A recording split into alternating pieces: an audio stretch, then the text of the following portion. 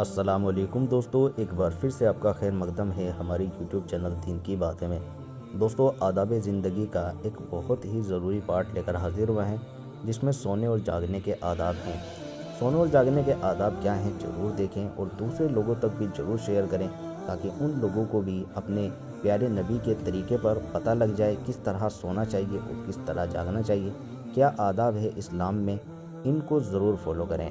Number 1، جب شام کا اندھیرا چھانے لگے تو بچوں کو گھر میں بلا لیجئے اور باہر نہ کھیلنے دیجئے۔ ہاں، جب رات کا کچھ حصہ گزر جائے نکلنے کی اجازت دے سکتے ہیں۔ احتیاط اسی میں ہے، کسی بڑی ضرورت کے بغیر بچوں کو رات میں گھر سے نہ نکالیں۔ نبی صلی اللہ علیہ وسلم کا ارشاد ہے، جب شام ہو جائے تو چھوٹے بچوں کو گھر میں رو کے رکھو، اس لیے کہ اس وقت شیطان زمین میں پھیل جاتا ہے۔ البتہ جب گھڑی بھر جائے، رات گزر جائے تو بچوں کو چھوڑ سکتے ہیں۔ نمبر 2، جب شام ہو جائے تو یہ دعا پڑھیے۔ نبی صلی اللہ علیہ وسلم صحابہ کرام کو یہی دعا پڑھانے کو فرمایا کرتے تھے، جس کا مفہوم ہے: اے خدا، ہم نے تیری ہی توفیق سے شام کی اور تیری ہی مدد سے صبح کی، تیری ہی عنایت سے جی رہے ہیں اور تیرے ہی اشارے پر مر جائیں گے، اور آخر کار تیرے ہی پاس اٹھ کر حاضر ہوں گے۔ اور مغرب کی اذان کے وقت یہ دعا پڑھیں۔ اس کا مفہوم ہے: اے خدا، یہ وقت ہے تیری رات کے آنے کا، تیرے دن کے جانے کا اور تیری مؤذنوں کی پکار کا، بس تو میری مغفرت فرما دے۔ نمبر 3، عشاء کی نماز پڑھنے سے پہلے سونے سے پرہیز کیجیے۔ اس طرح اکثر عشاء کی نماز خطرے میں پڑ جاتی ہے۔ کیا خبر کہ نیند کی اس موت کے بعد خدا بندے کی جان واپس کرتا ہے یا پھر ہمیشہ کے لیے لے لیتا ہے۔ نبی صلی اللہ علیہ وسلم عشاء سے پہلے کبھی نہ سوتے تھے۔ نمبر 4، عشاء ہوتے ہی گھر میں روشنی ضرور کر لیجیے۔ نبی صلی اللہ علیہ وسلم ایسے گھر میں سونے سے پرہیز فرماتے جس میں روشنی نہ کی گئی ہو۔ نمبر 5، رات گئے تک جاگنے سے پرہیز کیجیے۔ رات میں جلد سونا اور صبح میں جلد اٹھنے کی عادت ڈالیے۔ نبی صلی اللہ علیہ وسلم کا ارشاد ہے، عشاء کی نماز کے بعد یا تو اللہ کے ذکر کے لیے جاگ سکتا ہے یا گھر والوں میں سے ضرورت کی بات کرنے کے لیے جاگ سکتے ہیں۔ نمبر 6، رات کو جاگنے اور دن میں نیند پوری کرنے سے پرہیز کیجیے۔ خدا نے رات کو آرام اور سکون کے لیے پیدا فرمایا اور دن کو سو کر اٹھنے اور ضرورتوں کے لیے دوڑ دھوپ کرنے کا وقت قرار دیا ہے۔ اللہ نے قرآن کی سورہ فرقان میں ارشاد فرمایا، اور وہ خدا ہی ہے جس نے رات کو تمہارے لیے پردہ پوش بنایا ہے اور نیند کو راحت و سکون اور دن اٹھ کھڑے ہونے کو بنایا۔ اور سورہ نبا میں ہے، اور ہم نے نیند کو تمہارے لیے سکون و آرام، رات کو پردہ پوش اور دن کو روزی کی دوڑ دھوپ کا وقت بنایا۔ اور سورہ نمل میں ہے، کیا ان لوگوں نے نہیں دیکھا کہ ہم نے اندھیری رات بنائی کہ یہ اس میں آرام و سکون حاصل کریں اور دن کو روشن کی دوڑ دھوپ کریں؟ بے شک اس میں ایمان والوں کے لیے سوچنے کے اشارے ہیں۔ رات کو اندھیری اور سکون و آرام کا وقت بنانے اور دن کو دوڑ دھوپ اور محنت کے لیے روشنی بنانے میں اشارہ یہ ہے کہ رات کو سونے کی پابندی کی جائے اور دن میں اپنی ضرورتوں کے لیے محنت اور کوشش کی جائے۔ دن کی روشنی میں اپنی روزی روٹی اور ضرورت کے لیے محنت اور مشقت کے ساتھ لگے رہیے، یہاں تک کہ آپ کی انگ اور قوتیں تھکان محسوس کرنے لگے۔ اس وقت رات کی سکون والی اور پردہ پوشی فضا میں سکون و راحت کے ساتھ سو جائیے اور دن نکلتے ہی پھر خدا کا نام لیتے ہوئے تازہ دم عمل کے لیے میدان میں اتر جائیے۔ جو لوگ آرام طلبی اور سستی کی وجہ سے دن میں خراٹے لیتے ہیں یا عیش کرنے اور کھیل تماشے میں لگے رہتے ہیں، رات بھر جاگتے ہیں، یہ قدرت کی حکمتوں کا خون کرتے ہیں اور اپنے صحت و زندگی کو برباد کرتے ہیں۔ دن چڑھے تک سونے والے اپنے دن کے کاموں میں بھی کوتاہی کرتے ہیں اور جسم و جان کو بھی آرام سے محروم رکھتے ہیں، اس لیے کہ دن کی نیند رات کا بدلہ نہیں ہو سکتی۔ نبی صلی اللہ علیہ وسلم نے تو اس کو بالکل بھی پسند نہیں فرمایا کہ آدمی رات بھر جاگ کر خدا کی عبادت کرے اور اپنے کو نہ برداشت کرنے کے قابل مشقت میں ڈالے۔ حضرت عبداللہ بن عمرو رضی اللہ تعالیٰ عنہ سے ایک بار نبی صلی اللہ علیہ وسلم نے پوچھا، کیا یہ بات جو مجھے بتائی گئی ہے صحیح ہے کہ تم پابندی سے دن میں روزے رکھتے ہو اور رات بھر نماز پڑھتے ہو؟ حضرت عبداللہ رضی اللہ تعالیٰ عنہ نے کہا، جی ہاں، باتیں تو صحیح ہیں۔ نبی صلی اللہ علیہ وسلم نے ارشاد فرمایا، نہیں، ایسا نہ کرو، کبھی روزہ رکھو اور کبھی کھاؤ پیو، اسی طرح سو بھی اور اٹھ کر نماز بھی پڑھو، کیونکہ تمہارے جسم کا بھی تم پر حق ہے، تمہاری آنکھوں کا بھی تم پر حق ہے۔ نمبر 7، زیادہ آرام دہ بستر نہ استعمال کیجیے۔ دنیا میں مومن کو آرام طلبی اور عیش پسندی سے بچنا چاہیے۔ زندگانی مومن کے لیے جہاد ہے اور مومن کو بہت زیادہ محنتی ہونا ضروری ہے۔ حضرت عائشہ رضی اللہ تعالیٰ عنہ کا بیان ہے، نبی صلی اللہ علیہ وسلم کا بستر چمڑے کا تھا جس میں کھجور کی چھال بھری ہوئی تھی۔ حضرت حفصہ رضی اللہ تعالیٰ عنہ سے کسی نے پوچھا، آپ کے یہاں نبی صلی اللہ علیہ وسلم کا بستر کیسا تھا؟ فرمایا، ایک ٹانٹ تھا جس کو ہم دوہرا کر کے نبی صلی اللہ علیہ وسلم کے نیچے بچھا دیا کرتے تھے۔ ایک دن مجھے خیال آیا کہ اگر اسے چوہرا کر کے بچھا دیا جائے تو ذرا زیادہ نرم ہو جائے گا، اس لیے میں نے اس کو چوہرا کر کے بچھا دیا۔ صبح کو نبی صلی اللہ علیہ وسلم نے معلوم کیا، رات میرے نیچے کیا چیز بچھائی تھی؟ میں نے کہا وہی ٹانٹ کا بستر تھا، البتہ رات میں نے اس کو چوہرا کر کے بچھا دیا تھا کہ کچھ نرم ہو جائے۔ نبی صلی اللہ علیہ وسلم نے فرمایا، نہیں، اس کو دوہرا ہی رہنے دیا کرو۔ رات بستر کی نرمی تہجد کے لیے اٹھنے میں رکاوٹ بنی۔ حضرت عائشہ رضی اللہ تعالیٰ عنہ فرماتی ہیں کہ ایک بار ایک انصاری عورت آئی اور انہوں نے نبی صلی اللہ علیہ وسلم کا بستر دیکھا۔ گھر جا کر اس عورت نے ایک بستر تیار کیا، اس میں اون بھر کر خوب ملائم بنا دیا اور نبی صلی اللہ علیہ وسلم کے لیے بھیجا۔ نبی صلی اللہ علیہ وسلم گھر آئے اور نرم بستر رکھا ہوا دیکھا تو فرمایا، یہ کیا ہے؟ میں نے عرض کیا، اے اللہ کے رسول، فلاں انصاری عورت آئی تھی اور آپ کا بستر دیکھ کر گئی تھی، اب یہ انہوں نے آپ کے لیے تیار کر کے بھیجا۔ نبی صلی اللہ علیہ وسلم نے ارشاد فرمایا، نہیں، اس کو واپس کر دو، مجھے وہ بستر بہت ہی پسند تھا، اس لیے واپس کرنے کو جی نہیں چاہ رہا تھا، پر نبی صلی اللہ علیہ وسلم نے اتنی بار کہا کہ مجھے واپس ہی کرنا پڑا۔ نبی صلی اللہ علیہ وسلم ایک بار چٹائی پر سو رہے تھے، لوٹنے سے آپ کے جسم پر چٹائی کے نشان پڑ گئے۔ حضرت عبداللہ بن مسعود رضی اللہ تعالیٰ عنہ فرماتے ہیں کہ میں نے یہ دیکھ کر رونے لگا۔ نبی صلی اللہ علیہ وسلم نے مجھے روتا دیکھا تو فرمایا، کیوں رو رہے ہو؟ میں نے عرض کیا، اے اللہ کے رسول صلی اللہ علیہ وسلم، یہ کیسر و کسریٰ تو ریشم اور مخمل کے گدوں پر سوئے ہیں اور آپ بوریے پر۔ نبی صلی اللہ علیہ وسلم نے ارشاد فرمایا، یہ رونے کی بات نہیں ہے، ان کے لیے دنیا ہے اور ہمارے لیے آخرت ہے۔ ایک بار نبی صلی اللہ علیہ وسلم نے ارشاد فرمایا، میں عیش و آرام اور بے فکری کی زندگی کیسے گزار سکتا ہوں، جبکہ حالات یہ ہیں کہ اسرافیل منہ میں سور لیے، کان لگائے، حکم بجا لانے کے لیے سر جھکائے انتظار کر رہا ہے کہ کب سور پھونکنے کا حکم دیا جائے۔ نبی صلی اللہ علیہ وسلم کی زندگی کا یہ پہلو مانگ کرتا ہے کہ مومن اس دنیا میں مجاہدوں جیسی زندگی گزارے اور عیش کرنے سے بچے۔ نمبر 8، سونے سے پہلے وضو کرنے کا بھی اہتمام کیجیے اور پاک و صاف ہو کر سوئیے۔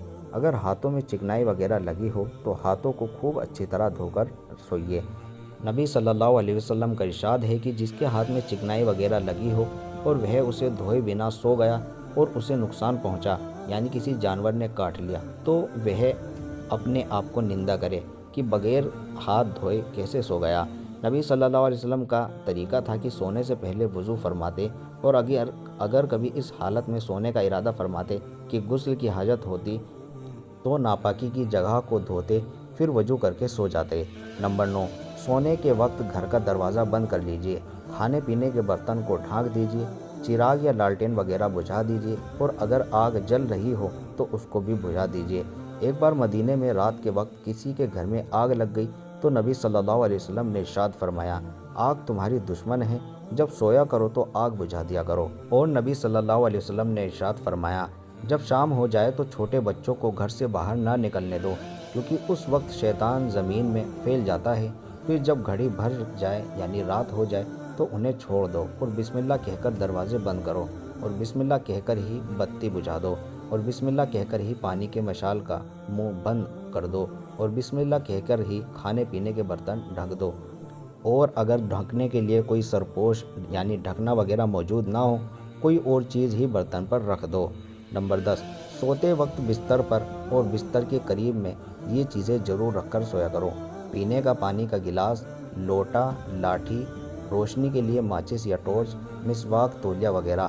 اور اگر آپ کہیں مہمان ہو تو گھر والوں سے بیت الخلاء یعنی پخانے وغیرہ ضرور معلوم کر لیجئے، ہو سکتا ہے کہ رات میں کسی وقت ضرورت پیش آئے اور پریشانی ہو۔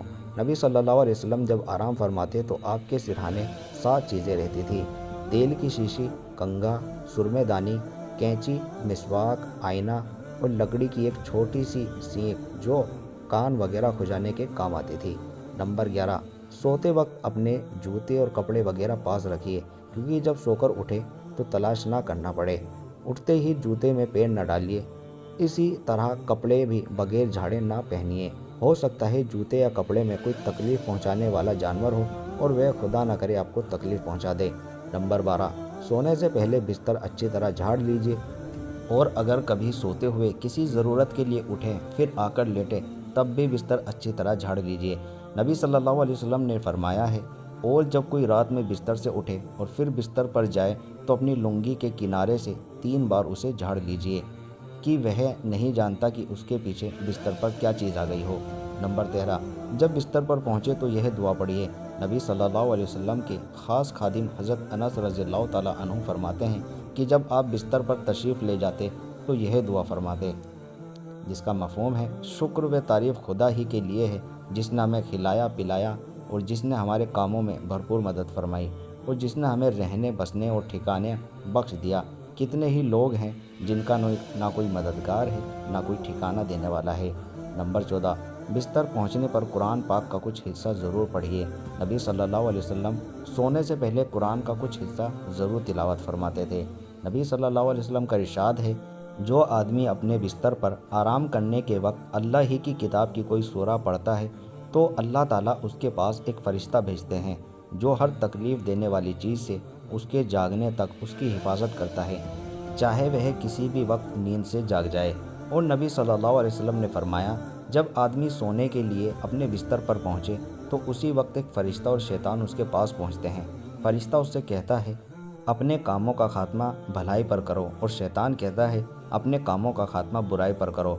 फिर अगर वह आदमी खुदा का जिक्र करके सोया तो फ़रिश्ता रात भर उसकी हिफाजत करता है।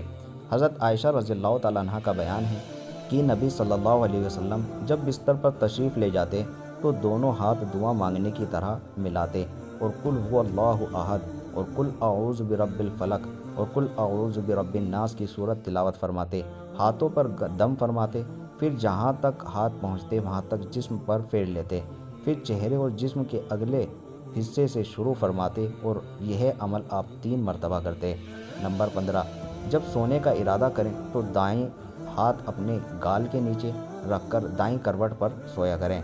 हज़रत बरा रज़ियल्लाहु ताला अन्हु का फरमाते हैं कि नबी सल्लल्लाहु अलैहि वसल्लम आराम फरमाते तो अपने दाएं हाथ को दाएं गाल के नीचे रखते और यह कलिमात पढ़ते, जिसका मफ़हूम है, ए मेरे रब, मुझे उस दिन अपने अजाब से बचा जिस दिन तू अपने बंदों को अपने हुजूर उठाकर हाजिर करेगा। हिस्न हसीन में है कि नबी सल्लल्लाहु अलैहि वसल्लम यही कलिमात 3 बार पढ़ते। नंबर 16, पट लेटने और बाएं करवट पर सोने से परहेज़ कीजिए। हज़रत मुईश के बाप तफ़ख़तुल गिफ़ारी रज़ियल्लाहु ताला अन्हु फरमाते हैं कि मैं मस्जिद में पेट के बल लेटा हुआ था कि किसी साहब ने मुझे अपने पाँव से हिलाया और कहा, इस तरह लेटने को खुदा नापसंद फरमाता है। अब जो मैंने देखा तो वे नबी सल्लल्लाहु अलैहि वसल्लम थे। नंबर 17, सोने के लिए ऐसी जगह को चुनिए जहां ताज़ा हवा पहुंचती हो। ऐसे बंद कमरे में सोने से परहेज़ कीजिए जहां ताज़ा हवा का गुज़र ना हो।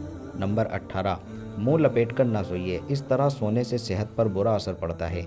चेहरा खोलकर सोने की आदत डालिए ताकि आपको ताज़ा हवा मिलती रहे।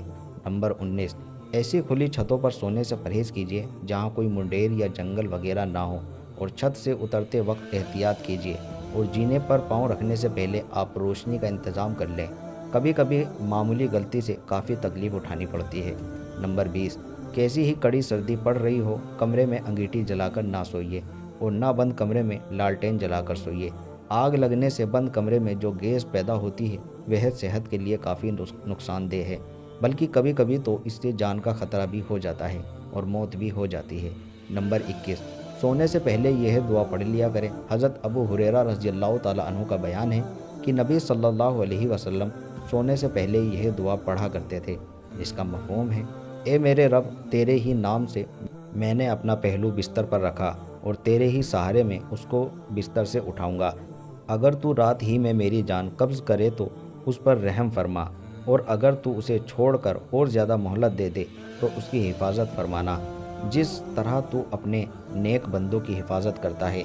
अगर यह दुआ याद ना हो तो ये छोटी सी दुआ पढ़ लें, जिसका तर्जुमा है, ए अल्लाह, मैं तेरे ही नाम से मौत की गोद में जाता हूँ और तेरे ही नाम से ज़िंदा उठूँगा।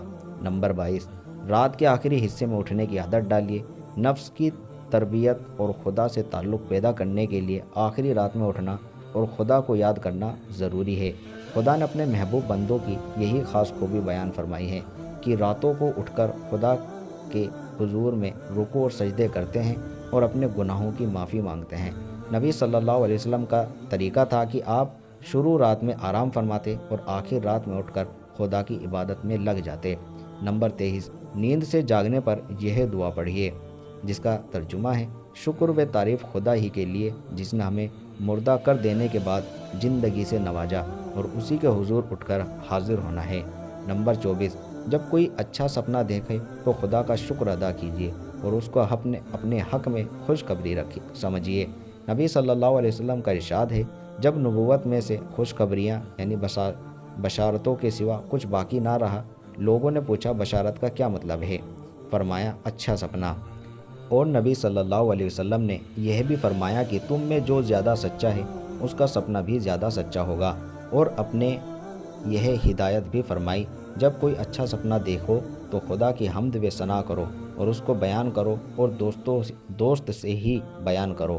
نبی صلی اللہ علیہ وسلم جب کوئی سپنا دیکھتے تو صحابہ کرام سے بیان فرماتے اور صحابہ کرام سے بھی کہتے کہ اپنا سپنا بیان کرو، میں اس کی تعبیر کر دوں گا۔ نمبر 25، درود شریف زیادہ سے زیادہ پڑھیے۔ امید ہے کہ اللہ تعالیٰ نبی صلی اللہ علیہ وسلم کی زیارت کرائیں۔ حضرت مولانا محمد علی مونگیری رحمۃ اللہ نے ایک بار حضرت فضل رحمان گنج مراد آبادی سے سوال کیا کہ کوئی خاص درود شریف بتائیے جس سے نبی صلی اللہ علیہ وسلم کا دیدار حاصل ہو، تو فرمایا کوئی خاص درود شریف نہیں ہے، بس خلوص پیدا کرنا چاہیے۔ پھر کچھ رک کر ارشاد فرمایا، البتہ حضرت سید حسن رحمۃ اللہ کا اس درود پر عمل کارگزار رہا، جس کا ترجمہ ہے: اے خدا رحمت نازل فرما محمد پر اور اس کی آل پر ان تمام چیزوں کی تعداد کے برابر جو تیرے علم میں ہیں۔ نبی صلی اللہ علیہ وسلم کا ارشاد ہے، جس آدمی نے سپنے میں مجھے دیکھا اس نے واقعی مجھے ہی دیکھا، اس لیے کہ شیطان میری شکل میں نہیں آ سکتا۔ حضرت یزید فارسی رحمۃ اللہ قرآن پاک لکھا کرتے تھے، ایک بار ان کو سپنے میں نبی صلی اللہ علیہ وسلم کا دیدار ہوا۔ حضرت عبداللہ بن عباس رضی اللہ تعالیٰ عنہ زندہ تھے۔ حضرت یزید نے ان سے ذکر کیا تو حضرت عبداللہ بن عباس رضی اللہ تعالیٰ عنہ نے ان کو نبی صلی اللہ علیہ وسلم کی یہ حدیث سنائی کہ جس نے سپنے میں مجھے دیکھا اس نے واقعی مجھے ہی دیکھا، اس لیے کہ شیطان میری شکل میں نہیں آ سکتا۔ پھر پوچھا، تم نے سپنے میں جس ذات کو دیکھا اس کا حلیہ بیان کر سکتے ہو؟ حضرت یزید رحمۃ اللہ نے کہا، آپ کا بدن اور آپ کا ڈھیل ڈھول بہت درمیان تھا، آپ کا رنگ گہواں پن کے ساتھ سفید تھا، آنکھیں سرما لگی، ہنستا خوبصورت گول چہرہ، نہایت بھری ہوئی داڑھی جو پورے چہرے پر چھائی ہوئی تھی اور سینے پر پھیلی ہوئی تھی۔ حضرت عبداللہ بن عباس رضی اللہ تعالیٰ عنہ نے فرمایا، اگر تم نبی صلی اللہ علیہ وسلم کو زندگی میں دیکھتے تب بھی اس سے زیادہ حلیہ بیان نہیں کر سکتے، یعنی تم نے جو حلیہ بیان کیا وہ واقعی نبی صلی اللہ علیہ وسلم کا ہی حلیہ تھا۔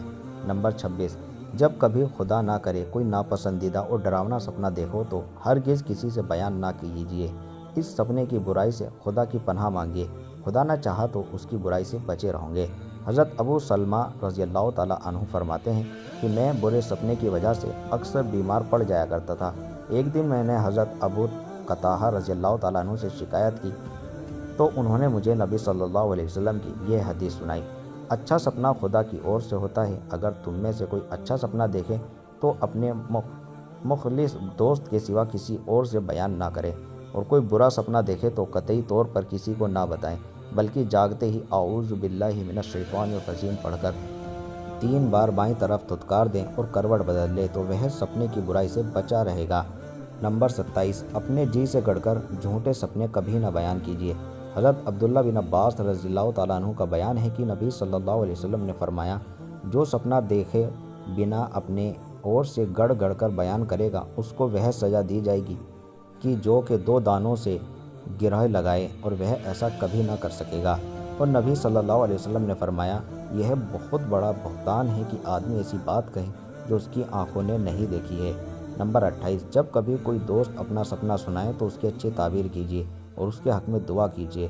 ایک بار ایک آدمی نے نبی صلی اللہ علیہ وسلم سے اپنا سپنا بیان کیا تو آپ نے فرمایا، بہتر سپنا دیکھا ہے اور بہتر تعبیر ہوگی۔ نبی صلی اللہ علیہ وسلم عام طور پر فجر کی نماز کے بعد پالتی مار کر بیٹھ جاتے اور لوگوں سے فرماتے کہ جس نے جو سپنا دیکھا ہو بیان کرے اور سپنا سننے سے پہلے یہ لفظ فرما دے جس کا ترجمہ ہے: اس سپنے کی بھلائی تمہیں نصیب ہو، اس کی برائی سے تم بچے رہو، ہمارے حق میں بھلائی اور ہمارے دشمنوں کے لیے بوال ہو، اور حمد و شکر خدا ہی کے لیے ہے جو تمام دنیا کا پالنہار ہے۔ نمبر 29، کبھی سپنے میں ڈر جائیں یا کبھی پریشان کرنے والے سپنے دیکھ کر پریشان ہو جائیں تو ڈر اور پریشانی دور کرنے کے لیے یہ دعا پڑھیے اور اپنے ہوشیار بچوں کو بھی یہ دعا یاد کرائیے۔ حضرت عبداللہ بن عمرو بن عاص رضی اللہ تعالیٰ عنہ کہتے ہیں کہ جب کوئی سپنے میں ڈر جاتا یا پریشان ہو جاتا تو نبی صلی اللہ علیہ وسلم اس کی پریشانی دور کرنے کے لیے یہ دعا پڑھنے کے لیے فرماتے، جس کا ترجمہ ہے: میں خدا ہی کے پورے کلموں کی پناہ مانگتا ہوں، اس کے غضب و غصے سے، اس کی سزا سے، اس کے بندوں کی برائی سے، شیطانوں کے وسوسوں سے، اور اس بات سے کہ میرے پاس آئیں۔ تو دوستو یہ تھی آج کی ویڈیو۔ امید کرتا ہوں آپ کو پسند آئی ہوں گی، اور امید کرتا ہوں آپ لوگوں کو جو بھی باتیں بتائی گئی ہیں سونے کے آداب میں آپ ان کو ضرور شامل کریں گے اور آپ اسی کے مطابق اپنی آگے کی زندگی گزاریں گے۔ ملتا ہے آپ سے اگلی ویڈیو میں، تب تک کے لیے السلام علیکم ورحمۃ اللہ وبرکاتہ۔